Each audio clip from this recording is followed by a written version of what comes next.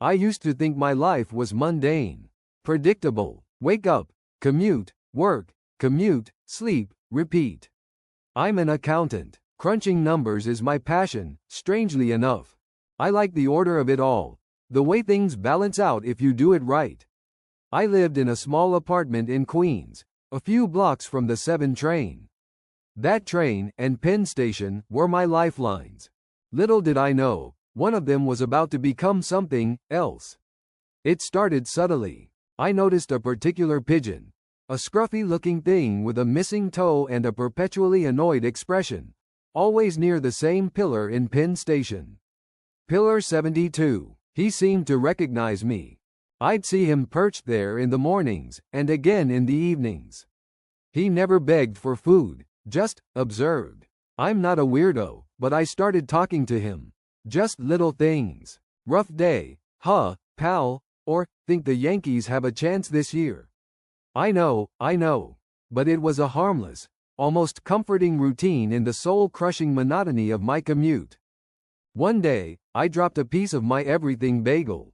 The pigeon, normally aloof, swooped down and snatched it up. After that, he seemed to tolerate me a little more.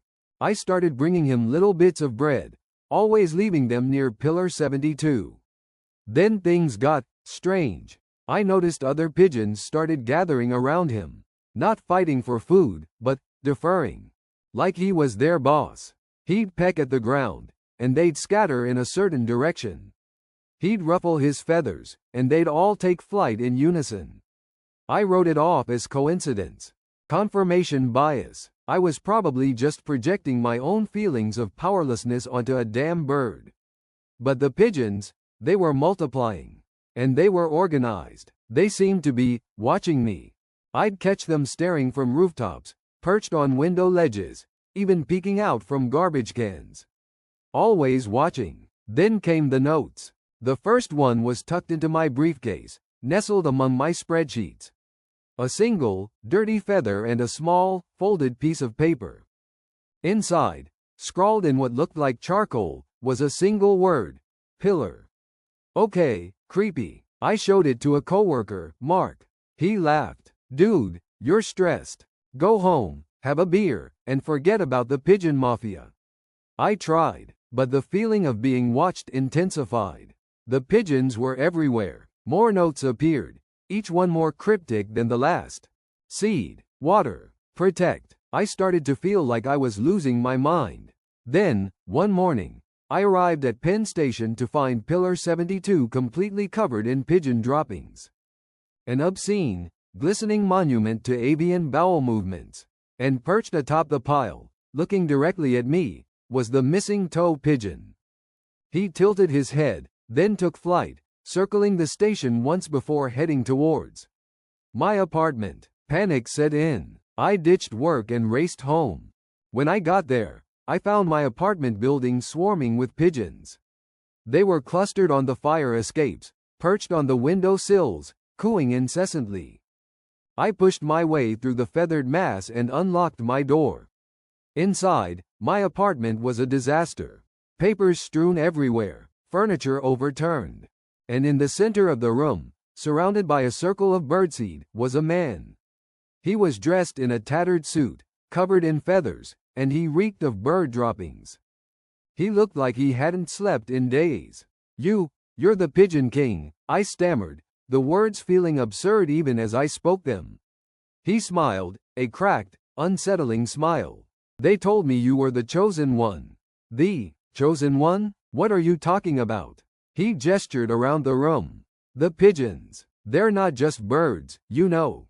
They're messengers, guardians. They see everything. He explained, in a rambling, almost delirious monologue, that for generations, a secret society had existed. A society dedicated to protecting the pigeons of New York City. The Pigeon King was their leader, chosen by the birds themselves. He was dying, he said, and the pigeons had led him to me. They sense potential, he rasped. You have a kind heart. You fed the missing toe. They see goodness in you. I stared at him, speechless. This had to be a joke, a hallucination, anything but reality. He pulled out a small, tarnished silver whistle from his pocket. This is the key. Blow it, and they will obey. Protect them. They need you. He handed me the whistle, his grip surprisingly strong. Then, he collapsed. Dead. Right there, in my birdseed-strewn apartment. I called the police, of course. They thought I was insane. The Pigeon King was just another homeless guy with delusions of grandeur, they said. Probably overdosed. But they couldn't explain the pigeons. They couldn't explain the notes. And they certainly couldn't explain the feeling of being watched that followed me everywhere. I tried to ignore it. I went back to work. I tried to forget about the dead man in my apartment. But the pigeons wouldn't let me. They started bringing me things. Small trinkets, lost keys, crumpled dollar bills. One time, they even brought me a diamond earring. I don't know where they got it. And then, they started bringing me information. I'd find notes in my briefcase, detailing insider trading schemes, corruption in City Hall, even criminal activity. Information that only someone with access to, well, a network of pigeons, could possibly know. At first, I ignored it. But then I saw a news report about a massive Ponzi scheme, almost identical to one I'd seen described in a pigeon-delivered note. And then another, and another. I realized I had a choice to make. I could ignore it all, pretend it wasn't happening, and go back to my mundane life. Or, I could embrace the crazy. I could become the new Pigeon King. I started using the information the pigeons provided. I anonymously tipped off the authorities about the corruption, the fraud, the criminal activity. I became a shadow vigilante, using my feathered informants to clean up the city, one dirty secret at a time. It's insane, I know. But it's also exhilarating. I feel alive, for the first time in my life. I still go to Penn Station every day. I still see the missing toe pigeon. He's older now, his feathers even more ruffled. He doesn't need me to feed him anymore. He just sits there, on Pillar 72, watching over his kingdom. And I know he's watching me. I haven't blown the whistle yet. I'm not sure I ever will. But I keep it with me, always. A reminder of the dead man, the crazy pigeons, and the insane responsibility that has been thrust upon me. I'm still an accountant. I still crunch numbers. But now, I also have another job. A secret job. I am the Pigeon King of Penn Station. And I have an entire city to watch over.